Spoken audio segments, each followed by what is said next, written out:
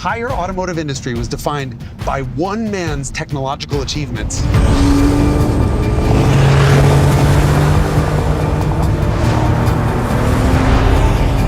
A man whose name never appeared on a single car.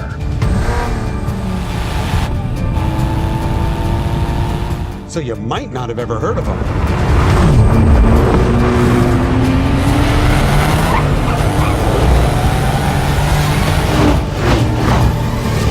But you certainly know the cars he created.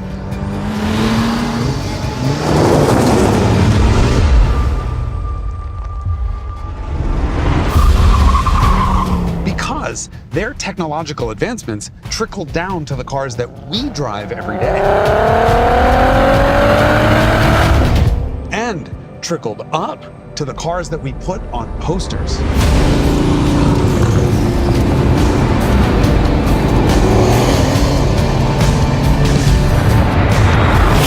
And over to the cars that we barely knew existed.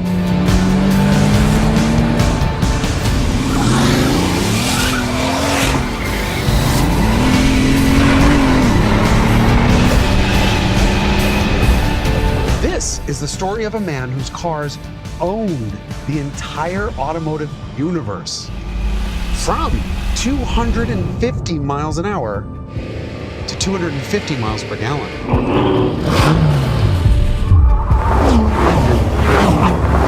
And everything in between.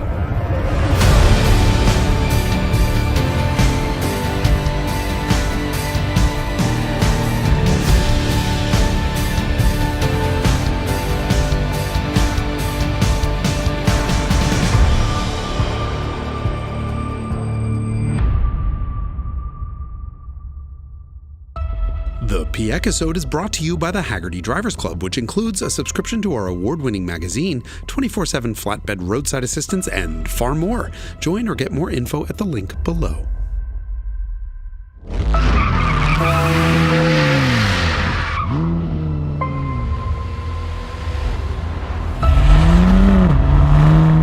This is the Bentley Continental GT Speed.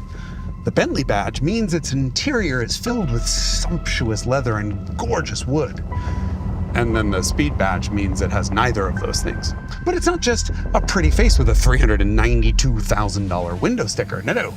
It is actually a Porsche Panamera in Bentley drag.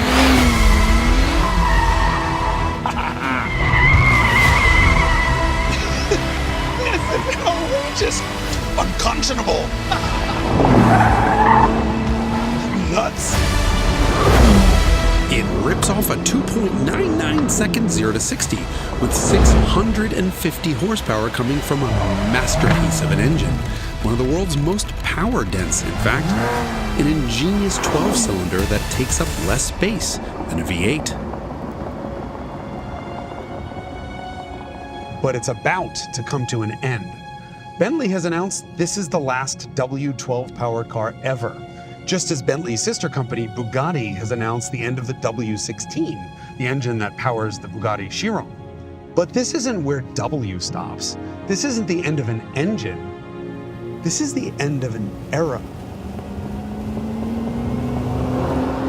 In the history of the car, there have been very clear chapters in which one person, or one person's company, was clearly defining the automobile of the time.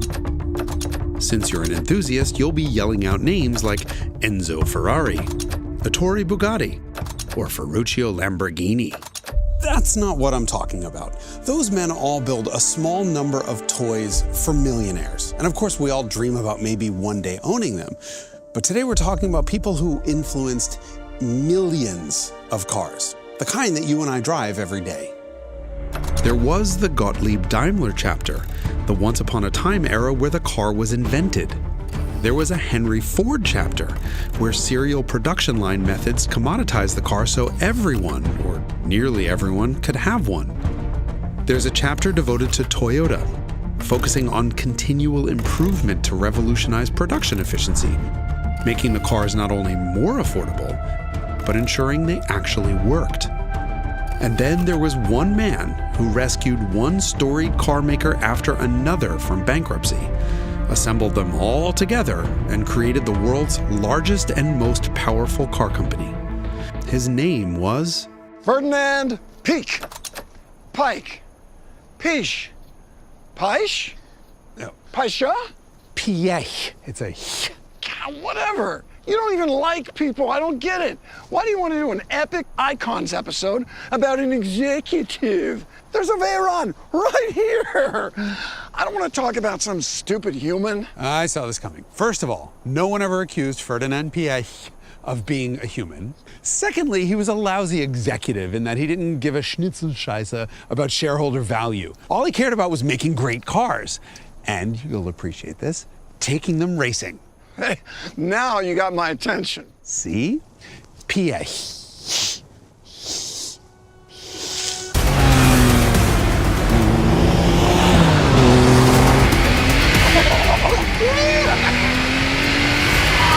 Oh my God, listen to that.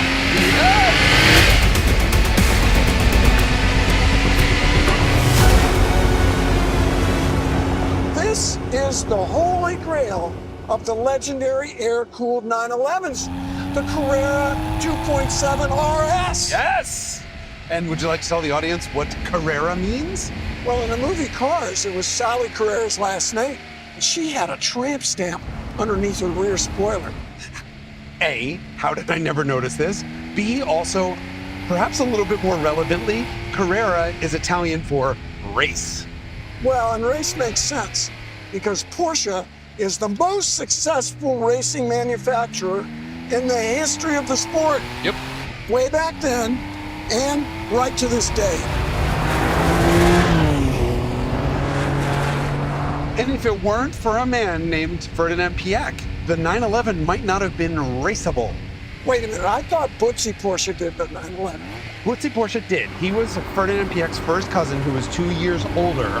He did the 911 while Piëch was in college. Ferdinand Piëch graduates, comes to work at Porsche, starts 6 months before the 911 is due to enter production, and stops the whole thing. Says, "Halt, stop, forget it.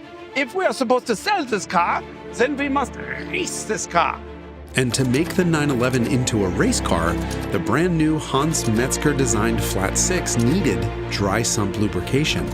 Just months into his first job ever, Piëch managed to convince Metzger and the whole management team to redesign the 911's oiling system. If he had been just 6 months younger, he might not have been there to demand the dry sump. Right. And the Porsche 911, the definition of sports car, for 60 years might not have been able to survive on the racetrack. That was that man's first ever achievement in the automotive industry, ensuring that the 911 was raceable. Good start, right? And the 911 was just the beginning. Piëch didn't subscribe to the less is more philosophy. He used a more is more approach to help Porsche dominate motorsports, taking the company's racers from dinky little 4-cylinders to 6s, 8s, 12s, and even a prototype 16-cylinder. Piëch went for more until he hit most with the 917, perhaps the greatest racing machine of all time. With twin turbos on its flat 12, the 1100 horsepower 917 was so hog wild that it killed off its own racing series. Even without the turbos, the naturally aspirated 917 won Le Mans, kicking off Porsche's unmatched success at the world's greatest race. And the company's thank you to Ferdinand Piëch for all of his success? They fired him. But that had nothing to do with his work. Look, little insider information. When Ferdinand Piëch called the bank, and for security purposes, they needed to know his mother's maiden name, he had no choice but to tell them it was Porsche. You like the car company. Welcome to the Porsche family tree. Ferdinand Porsche was the genius inventor who started the whole mystique. His son, also named Ferdinand Porsche, was the Ferdinand who created the sports car company we know today. His son, another Ferdinand Porsche, was the Ferdinand who created the 911. This Ferdinand was roughly the same age as our Ferdinand, Mr. Piëch. And more than half of the 8 Porsche descendants in their generation were in management positions at Porsche. And as you can imagine, they were killing each other. And screwing each other, or at least each other's wives. Like that time that Piëch knocked up his cousin's wife and had 3 kids with her, and then left her for the tutor and had 3 kids with her. To say nothing of the 5 kids he had with his first wife, or the 2 more he had with the nanny. That's 13 Piëchlets, in case you're counting. Look, the man was certainly fertile, but he was also out of a job. They all were. The Ferdinands' parents agreed that the only way to stop the fighting, though not necessarily the stupping, was to prohibit all Porsche descendants from being high-level managers at the company. And so Piëch started up a consulting agency and was immediately hired by Mercedes-Benz to extract more power from its existing 4-cylinder diesel engine. It took him just 6 months. Piëch added another cylinder, creating the world's first production passenger car 5-cylinder engine. It was the Goldilocks diesel. Better performance than the 4, better economy than a 6-cylinder. I bet you didn't realize it was a Piëch thing.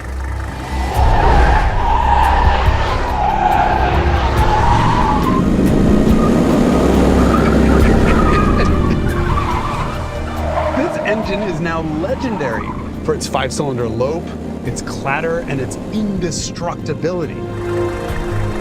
Mercedes was so pleased with Dr. Piëch's work that they offered to put him in line to become the next chief of development. And he turned him down because he said that Mercedes-Benz engineering budget was too small. What? In the history of the world, those words have never before been said. Or since.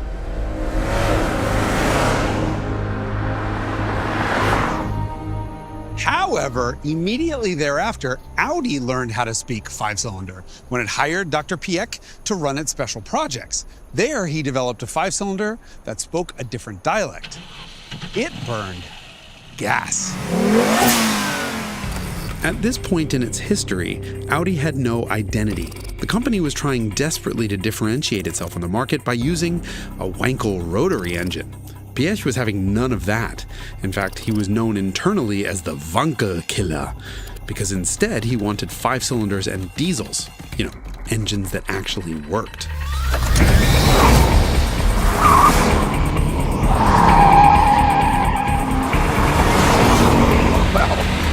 Obviously, he won that battle, earning him keys to the palace. And palace is, by the way, the right word. Piëch was so influential that insiders at Audi referred to the R&D center as Palazzo Piëch. And this is all before he came up with a real way to give Audi an identity. Remember that it had only been a couple of years since the Porsche 917, and Piëch's heart was still in motorsport when one of his engineers came up with an unusual plan to give Audi a competitive advantage in racing. 4-wheel drive, which was unthinkable. At the time, 4-wheel drive systems existed basically just to get your stuck truck out of the mud, but then stop that truck from turning. Audi developed a permanent all-wheel drive system that didn't hurt turning nearly as much. In fact, when Audi tested its first prototype, it made it around the Hockenheim ring about as quickly as a front-wheel drive Audi with 50% more power. And that was on dry pavement. It would have been a bigger benefit if it was snowy or wet or muddy, making Quattro the perfect tool to win rallies. All Piëch had to do was convince Volkswagen's upper management to pay for it. You've probably seen this TV commercial, but this wasn't just a commercial. This was based on a real stunt that Piëch pulled. Without telling anyone in advance, Piëch showed up at a meeting of Volkswagen managers taking place at the top of a mountain in Austria. To get to them, he drove a prototype Quattro right up Europe's steepest mountain pass, a 23% grade, in snow, on summer tires, right in front of the other managers who were presumably stunned, speechless.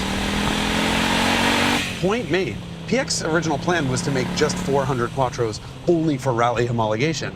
But after that whole hill climb stunt, it became obvious to everyone that 4-wheel drive road cars could give Audi an identity. And more importantly, it would give BMW and Mercedes customers a real reason to consider buying an Audi. Of course, the Quattro did enter motorsports, and its dominance was complete.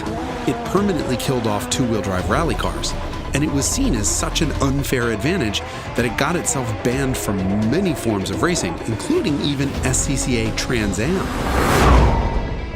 More significantly, Quattro marked the beginning of the all-wheel drive passenger car. And today, there is not a single manufacturer who doesn't sell an all-wheel drive car in America. And that started right here.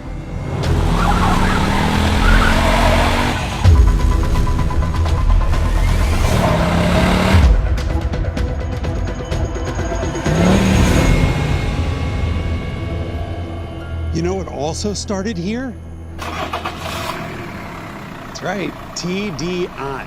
This is Ferdinand Piëch's combination of a turbocharger and direct injection that finally made the diesel engine a viable alternative to the gas engine. It was powerful enough, it was smooth enough, and it was quiet enough. But it sure did deliver on the MPGs. Listen. That clattering sound might have been a bit player here in America, but it changed the face of the worldwide car market. Within just a couple of years after TDI was invented, half of the cars sold in Europe were diesels. And Dr. Piëch's reward for this achievement? He was fired. JK, he was given control over the entire Volkswagen Group. The smoldering dumpster fire of the Volkswagen Group, which was said to have been just 3 months away from bankruptcy. First order of business for Dr. Piëch? He made a joke. He said, Volkswagen will build a car that is better than a Mercedes-Benz. That's really funny, right? No, it's exactly what he did.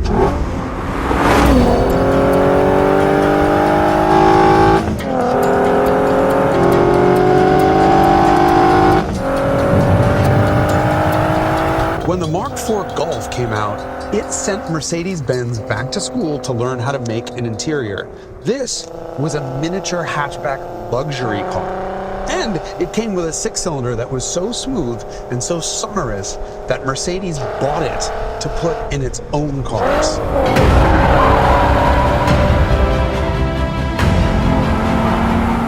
The VR6 is, to this day, acoustically unmatched by just about every other 6-cylinder ever made. You'd have to buy a 911 GT3 from Piëch's uncle to get a better noise out of a 6-cylinder. The R32 came with Piëch's trademark all-wheel drive, but it was also the first car ever put in production with a dual-clutch automatic transmission, DSG in Volkswagen speak.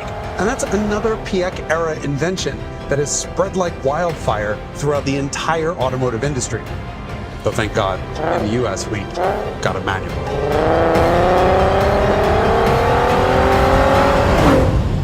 The Mark IV range went from fuel-sipping, clattering TDI to the screaming R32. To the outside world, it seemed Piëch could do no wrong. But internally, he was ruthless. He accepted nothing but the best from everyone. You couldn't deliver? You're out. Stand in his way? Well, that's when things got scary. Immer wenn es Krieg geht, sind am Ende weniger vorhanden. Und es gibt immer Gewinner und Verlierer. Und ich habe die Absicht, mit unseren Partnern, die VW in der ganzen Welt hat, der Sieger zu sein.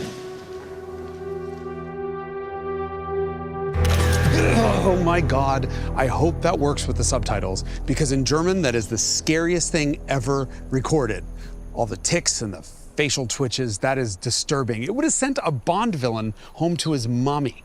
But Volkswagen needed a ruthless fix-it man, and they found one. Piëch wasn't just scary. He must have also been at least a little bit self-aware. Because years later, he said, only when a company is in severe difficulty will it let in someone like me. In normal, calmer times, I would have never gotten a chance. that chance wasn't just the opportunity to build a Golf that would irritate Mercedes like a mosquito bite, but a full-on attempt to slash their throat by making a luxury car better than the S-Class. The Phaeton is the embodiment of Piëch's obsessions. It was engineered to be the best at all times for all people, with no excuses or exceptions. Simply put, this was to be the best car in the world. And when Piëch listed out his requirements for it, half of his team quit on the spot. And then the other half delivered. This is a 12-cylinder that's physically smaller than a V8, and that's because it consists of two of Volkswagen's ingeniously compact VR6s joined at the crank. 6 liters and 420 horsepower means it's not just smaller than a V8, it's more powerful than one too. And of course, it's married to Quattro all-wheel drive. For safety and for quietness, the Phaeton's body was so stiff that it made a contemporary Mercedes feel like undercooked Spätzle by comparison. It was a technological showpiece. It even had an air conditioning system that provided cool air without blowing directly at you, because Germans believe that moving air will make you sick. You gotta be kidding me, Jason. I'm not kidding, it's a thing, look it up. Randy Popst, es zieht, there's wind moving, I will get sick. What about all those Germans hiking and in the woods and the hills are alive with the sound of music? I mean, I know that's Austrian. Yeah, but Ferdinand Piëch was Austrian too. I don't understand what it is about the Germans. They're outside, the wind moves, it's fine. But if that air should happen to come through a vent or an open window, it's fucking lethal.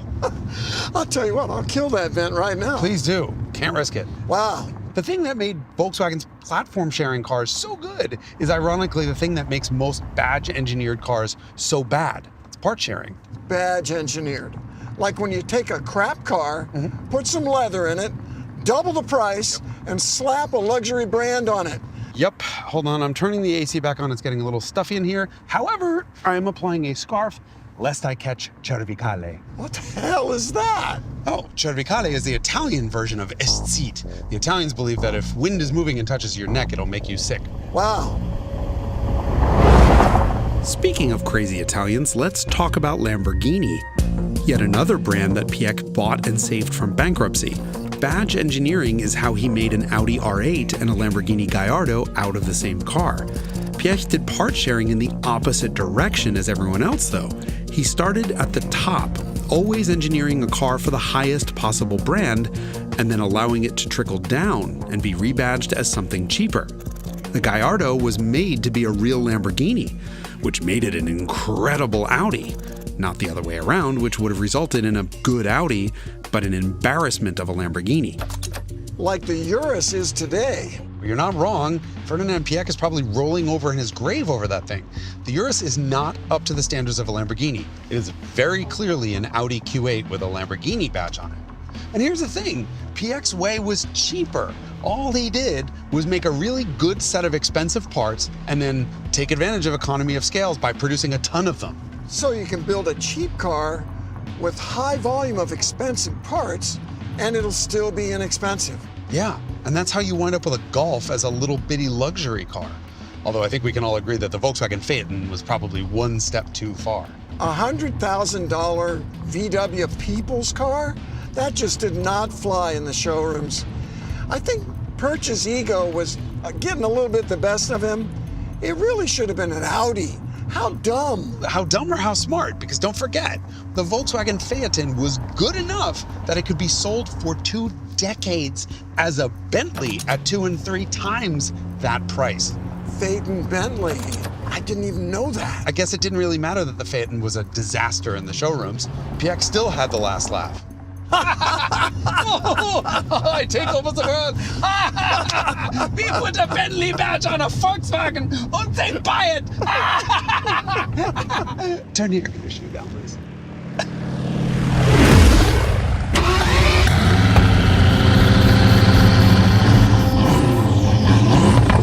This time, nobody was laughing. You already know that the Bugatti Veyront was the fastest car in the world. What you probably don't realize is that Dr. Piëch didn't care about that.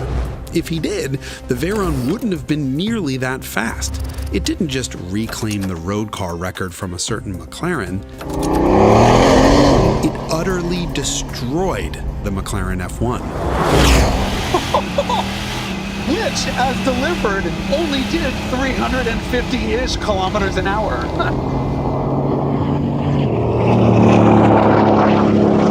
Piëch set this car's top speed at a very precise 407 kilometers an hour. Not an even marketing-friendly 400, but 407.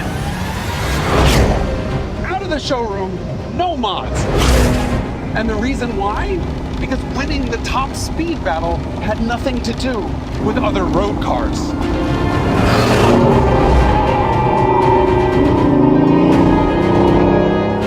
This was about race cars, and the Veyront's target was to avenge the loss of his all-conquering Porsche 917 that had been taken away from him when he and all the cousins were kicked out of Porsche management. In the intervening years, a crucial racing record had been taken from the 917. The Peugeot WMP88 now held the record for the highest speed ever achieved on the Mulsanne Straight at Le Mans. That speed was 407 kilometers an hour. That was the Veyront's target. And it's kind of hard to think of a bigger middle finger to a race car than building a road car that's just as fast, but also happens to be an exquisitely crafted luxury car that your grandmother could drive to church.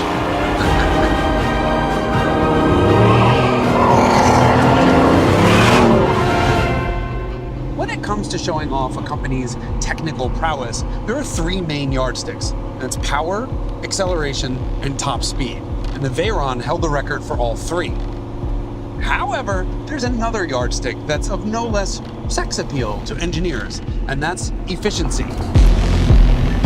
250 miles an hour wasn't enough for Dr. Piëch. He also wanted 250 miles per gallon. And he got it.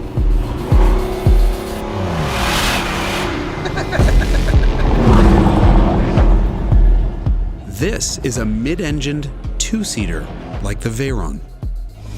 The whole car is carbon fiber, like the Veyront. It has carbon ceramic brakes and a 7-speed DSG, like the Veyront. Its door hinges and gas struts are works of industrial art, even better than the Veyront's. And like the Veyront, it's turbocharged. And what the hell is it? Well, if you'd let me finish my voiceover, I was just about to say... It is the Bugatti Veyront of MPGs, the Volkswagen XL1.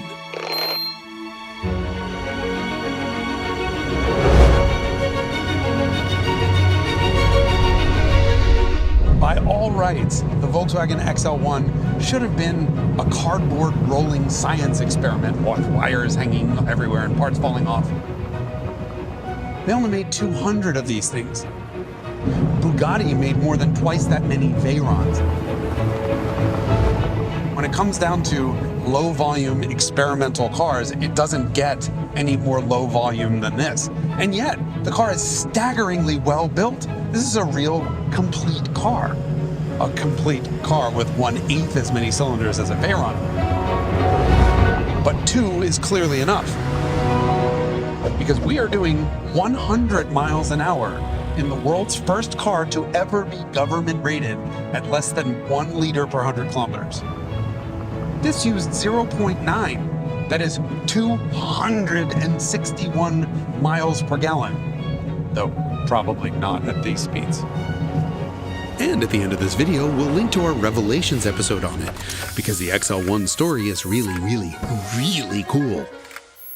And key point, literally, its key was identical to the Golf's key, which was identical to the Phaeton's key, which was identical to the Veyront's key, because this one part was good enough for all of them. Piëch's part-sharing strategy had won him the game of the automobile. He owned everything: Volkswagen, Audi, Porsche, Bentley, Bugatti, to say nothing of Lamborghini, Seat, and Skoda. VW had everything from the bottom of the market to the absolute top. And so, in April 2015, at the age of 78, Dr. Ferdinand Piëch tendered his resignation to the Volkswagen Supervisory Board, knowing he'd done it all. Or maybe he just knew what was coming next. Just 5 months later, Volkswagen was in big trouble. German automaker Volkswagen is in court today, facing a class action lawsuit over an emissions cheating scandal, the so-called Dieselgate. They actively, very scientifically, and very thoroughly planned how they were going to defraud the U.S. government. And at the core of it all, Piëch's beloved TDI engine. After installing a defeat device that would allow noxious emissions in the real world, while appearing to be clean on government tests, Dieselgate has now cost Volkswagen almost $40 billion. And it killed off the diesel passenger car completely in the US. Mortally wounded it in Europe too. Last year, Europeans bought more electric cars than they did diesels. Piëch maintained he had no knowledge of the defeat devices, and that might well be true, because they were all engineered and implemented after his mandatory retirement age, where he sat on the supervisory board, ostensibly just watching over the company. Or he could have just killed people. No one knows. What we do know is that Piëch's named successor, Martin Winterkorn, is now a fugitive of US law, and he's about to start his own trial in Germany. Maybe then we'll find out whether he ever told Dr. Piëch about the defeat device that he approved for use, when for once Volkswagen's engineers couldn't pull off the impossible. It's not just Diesel and Dr. Piëch that are both gone. Like Dr. Piëch himself, this Bentley is 50% Porsche DNA. But this will be the last Bentley ever to use a Piëch-era W engine. And it doesn't end there. Bugatti didn't just confirm the end of the W16. The whole brand was so lost without Dr. Piëch that it turned over the keys to a Croatian upstart. The VR6 engine is dead. The Audi 5-cylinder is on death watch, installed in only one car. Even the Golf, the centerpiece of Volkswagen's lineup for 50 years, is on life support. Dieselgate spelled the sudden end of TDI, and it should have set Volkswagen up to dominate the EV market by forcing it to pivot more quickly than any other traditional car maker. But instead, we got an ID disaster. Without Piëch at the helm, Volkswagen was just lost. And so now, looking back on that 30-year period where Volkswagen was on top of the world, we know that chapter didn't belong to Volkswagen. That chapter belonged to just one man.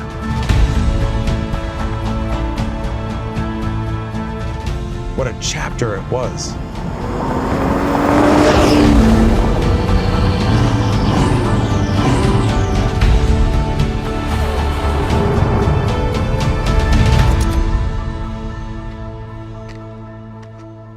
An example of just how stout Piëch-era engineering was. This Veyront was driven into a saltwater lagoon. Thanks to Piëch, it's here. Thanks to Houston Crosta, this very Veyront is here. He chronicled resurrecting the Bugatti like a hero and then sent it to us to abuse. It's pretty amazing. There's a link to his videos below. You should watch them. Also, don't forget to click on the link at the top of your screen to see our whole episode on the absolutely astonishing Volkswagen XL1, the supercar, super mileage, super thing that you've never even heard of.